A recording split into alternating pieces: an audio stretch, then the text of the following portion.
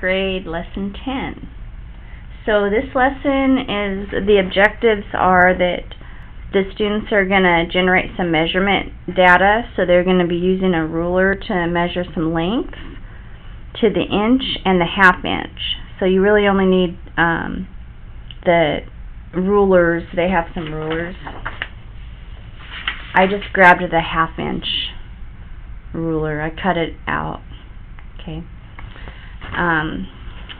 And then they're going to learn how to make a little line plot. So I'll show that, and they're going to graph their data on the line plot. And then students are going to learn how to follow directions and use a map. So I read the lesson plan beforehand, and hopefully I can keep this video under 10 minutes. Basically, I read all this, and so now I'm going to just kind of demonstrate how I would teach the lesson.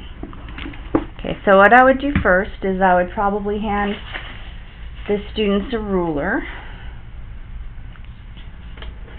and just kind of point out the ruler, the features of the ruler. I would probably show them how there's inches. There's inches across the top and there's centimeters on the bottom. Right now we're just focusing on these big numbers that are the inches. And then if you just have a regular plastic ruler at home, it's probably in 16ths, and we can save that for a different lesson talking about the 16ths.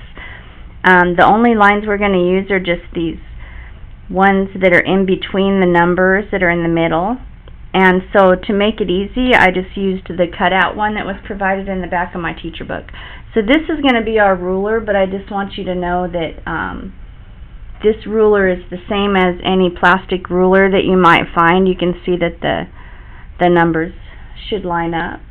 Okay, so we're going to use our ruler. So you give the ruler to the student and their book, and here's their book. And just let them start measuring stuff. So I had a question. If I'm on my bike and I'm trying to go somewhere, is there any rules to this? Do I have to stay on the street? Can I cut across parking lots or yards? And so I think I decided I was going to start right here where the bicycle is, and then I was going to measure to the star. And since I'm on a bike, I could probably go across the parking lot or the lawn or whatever. So just give your student the ruler and have them start measuring stuff. You might ask them, hey, Sandy, why don't you measure how far it is to the high school, and Susie, you measure how far it is to the hospital, and let's predict. So let's do that, the high school and the hospital. Let's predict which one do you think is a greater distance. You can think that in your mind. Which one would cause you to have to go farther? I think my guess would be the hospital, but we can measure them and find out. So actually we do need to measure some of this stuff because we're going to put it on a line graph. So let's go, I'll show this to you in a minute. I'm writing down high school, hospital. So let's see, the high school. So if you don't know how to use a ruler, you just want to use the very end. Sometimes they'll have a 0 on it. Line it up.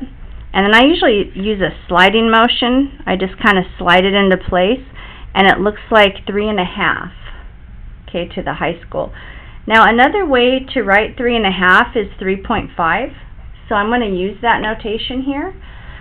And we have a legend. I wrote HS for high school.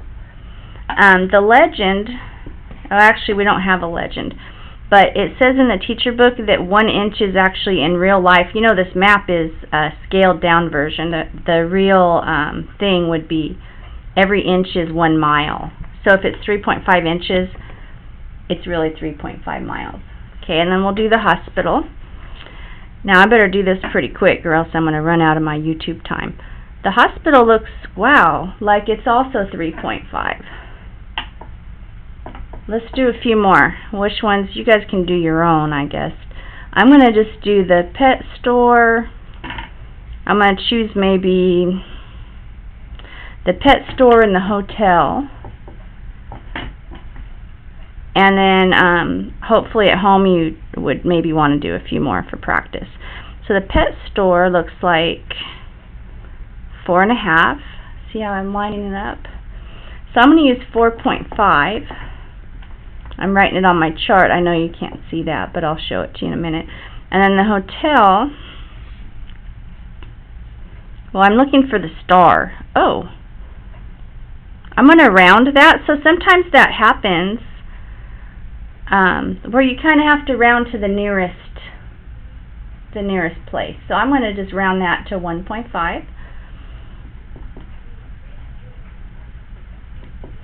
Okay, and then if you were doing this, if your student needs more practice, I would probably measure the distance to every single place.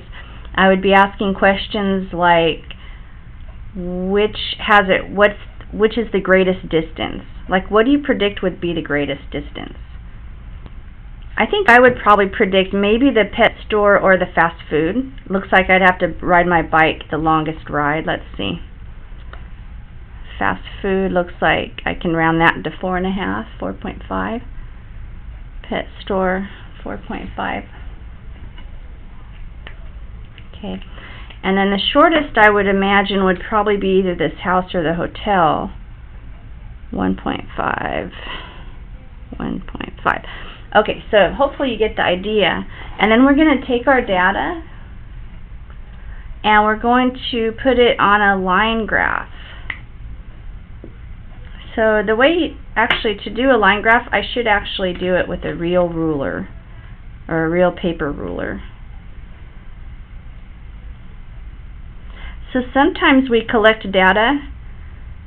That's kind of what we did here. We collected some measurements, and then we're going to kind of have a special way of showing it on this graph. And there's all different kinds of graphs. This one's called a line graph.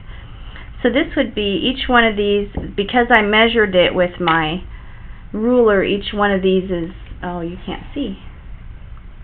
Each one of these spaces is an inch, which is really, in our scaled up version, it's really a mile.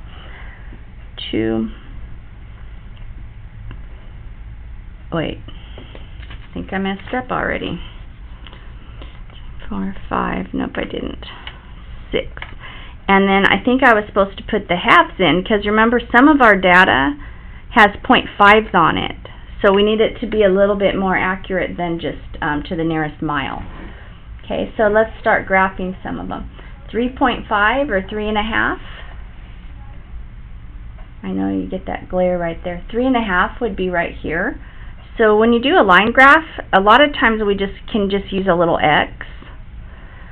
And then the hospital is also 3.5. So when they both end up at the same thing, you just start piling them up. Okay, and it ends up actually looking like a bar graph, but it's called a line plot. So we did this one, we did this one. 4.5 was the pet store. Put one on for the pet store, get the idea? And the hotel was 1.5. Now if you did all your data, then you'd have some, I think you'd have a couple things piled up right here. You'd have a pretty cool looking line plot. So part of this lesson is just for students to learn what a line plot is, and to learn that we, mathematicians, we like to collect data sometimes, and you get that usually by taking measurements of things. And the next part is we're going to teach, we want students to know that an intersection is where two streets cross. So maybe you want to look in here. You might already know that from real life experience, but on a map, this would be an intersection. This would be an intersection. It doesn't say to do this, but I would point this out. Some intersections so that we get our vocabulary down. Whoops. There. It says that intersections where two streets cross. An abbreviation for avenue is AV. And an abbreviation for street is street. So maybe we can use our abbreviations. I don't want to really write in my book. Let's go ahead and see how many of the number problems. I can do my YouTube for 10. Ooh. Okay, so I'm going to make another video for the number problems. So tune in.